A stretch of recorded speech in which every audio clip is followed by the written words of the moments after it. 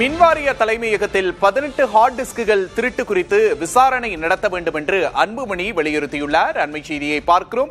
ஊழல் ஆதாரங்களை அழிக்க சதியா என்று அவர் கேள்வி எழுப்பியிருக்கிறார். கண்காணிப்பு கேமரா வேலை செய்யாதது திட்டமிட்ட ஒன்று என்றும் குற்றச்சாட்டு எழுந்திருப்பதாக அவர் சந்தேகம் எழுப்பியுள்ளார். மின்வாரிய தலைமையகத்தில் 18 ஹார்ட் டிஸ்குகள் திருட்டு குறித்து விசாரணை நடத்த வேண்டும் என்று பாமக தலைவர் அன்புமணி வலியுறுத்தியுள்ளார்.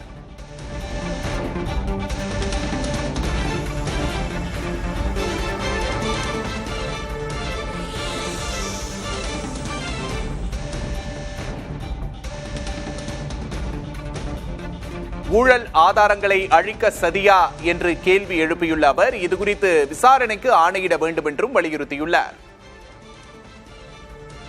மின்வாரிய தலைமையகத்தில் முக்கிய ஆவணங்களை உள்ளடக்கிய 18 ஹார்ட் டிஸ்குகள் காணாமல் போனதாக செய்தி வெளியாகியுள்ளது. இந்நிலையில் இது தொடர்பாக விசாரணைக்கு ஆணையிட வேண்டும் என்று அன்புமணி வலியுறுத்தியுள்ளார்.